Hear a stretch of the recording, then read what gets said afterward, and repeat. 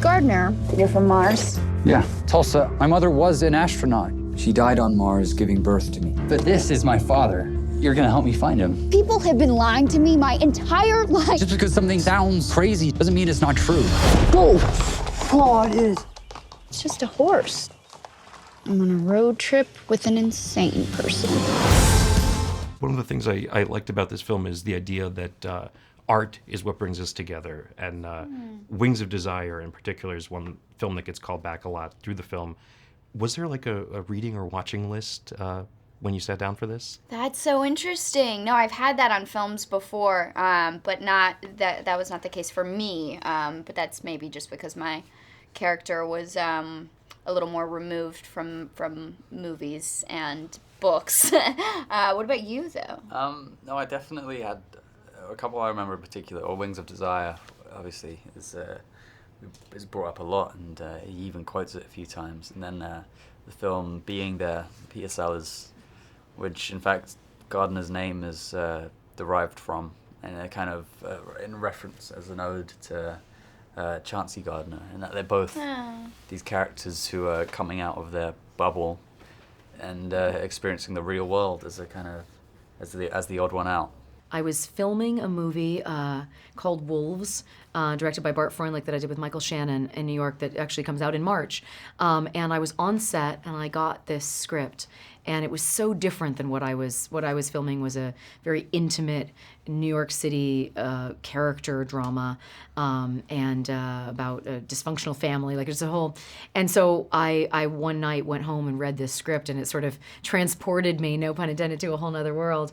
And I was just really taken by the beauty of the way that this story unfolded. I guess I love the nature. I love the fact that it has sci-fi elements, but ultimately is this story about these four very kind of disparate souls who are loners either by choice or not by choice.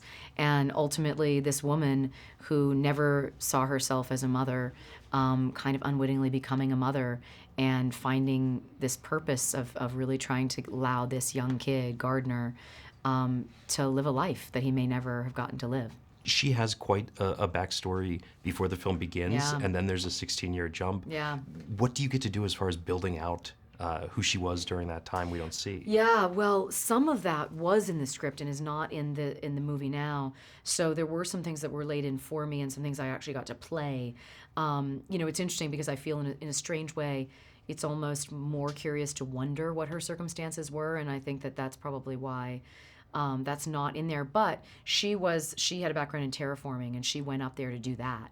And Nathaniel, Gary's character, had never told her she was going to sort of be a glorified babysitter. And ultimately, so she's resentful of that initially, and then, of course, comes to want to protect and genuinely cares for Gardner.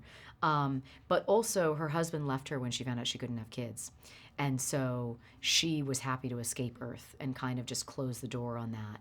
But when you close the door on something and don't deal with it, it's obviously going to come back to haunt you. So in a lot of ways, she ends up doing the sort of the ultimate motherly act, which is putting Gardner before herself and getting him. She has to go back to Earth, which she doesn't want to do for him. As far as acting in different gravity, what is the secret to that? Like keep it moving, keep it smooth and fluid. Yeah, you had a lot of your arms are limbs. always like this. Like you ready for zero gravity? If we just like this, do you remember that? Yeah, I hated that. I hated all the exercises. We had a whole kind of thing. Like it would be countdown, and then suddenly countdown. zero gravity, and then go. Whew. You just feel like, Sounds like this. And you come up a bit in your chair so as bad. well. Yeah, and you have to go up off of your chair too. It's like whoa, and then we have this like weird look.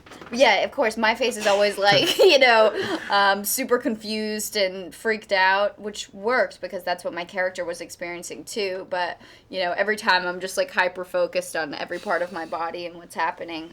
It's not easy. I really struggled with the 0G. I was scared I wouldn't know how to be human. You made me human. Tulsa, what's your favorite thing about Earth? You are Gardner.